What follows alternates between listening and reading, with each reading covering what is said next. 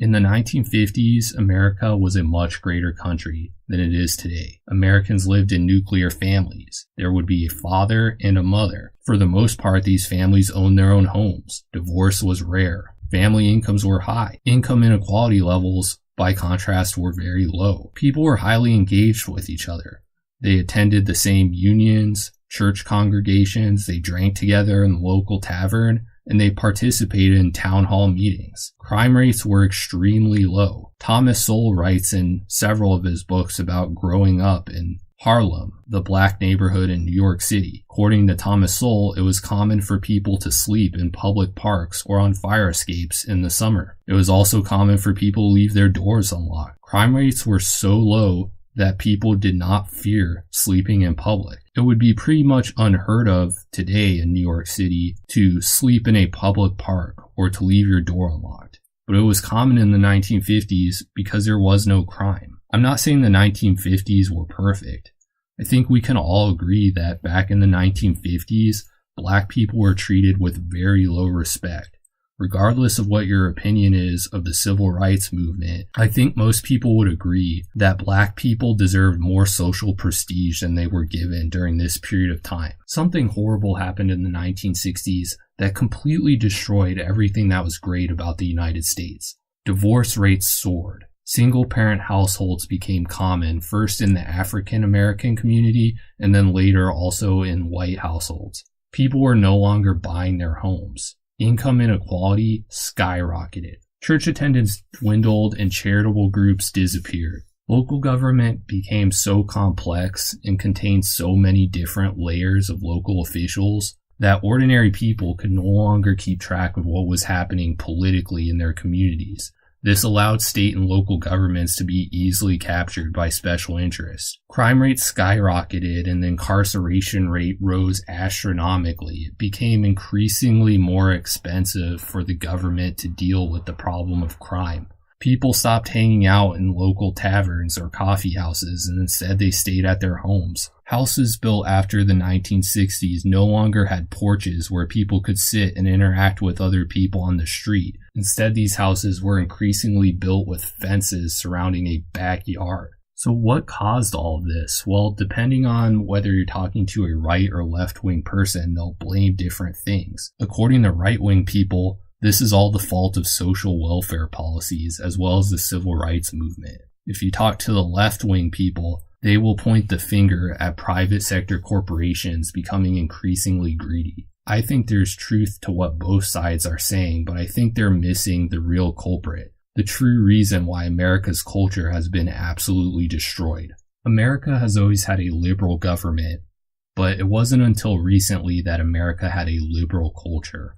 America's culture was traditionally based on Christianity. People would learn in church that the most important thing was to be a virtuous human being. You basically had to be a good person with good moral values. This was important because the ultimate goal for an individual person, according to Christianity, was to be good so that you could ascend to heaven and avoid a descent into hell. Americans during this period of time learned to be virtuous people from moral lessons taught to them by churches or families. College students would pursue what was called the liberal arts degree. These liberal arts degrees are the opposite of our modern conception of liberalism, which is a pseudonym for individualism. The liberal arts consisted of reading the great text. The great texts were certain Greek or Latin language texts authored by people such as Plato, Aristotle, St. Augustine, St. Anselm, or St. Thomas Aquinas. In order to read these great texts, students would have to read ancient Greek or Latin in order to read these books. Liberal arts students would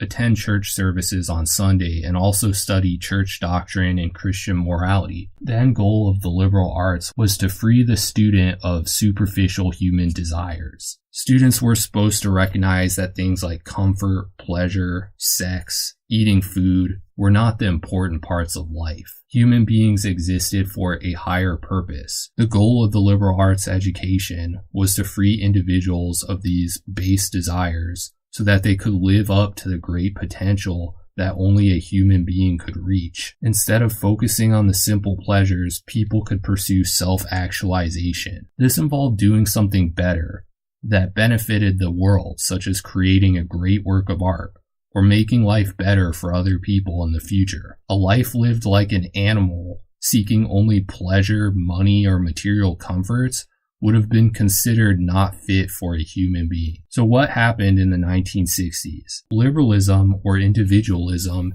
ended up entirely consuming America's virtue culture. The earliest example of this is women's liberation. People generally believed that women's route to self-actualization was to serve as a homemaker and raise children. In our modern society, this is almost uniformly portrayed as a negative thing. While I don't think our culture was perfect in how women were regarded, I would point out that in the 1950s, women read far more books than they do so today.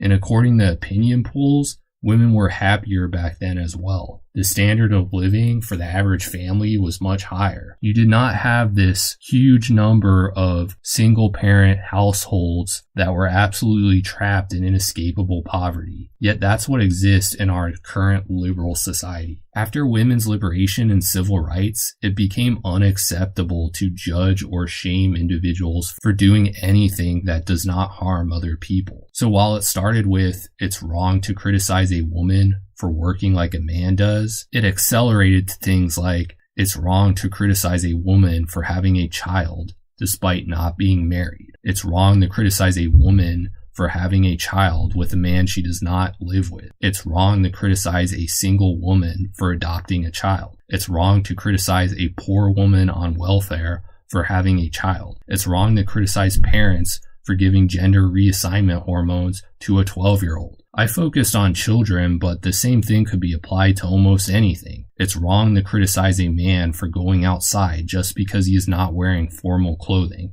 It's wrong to criticize a restaurant for not seating and waiting on customers.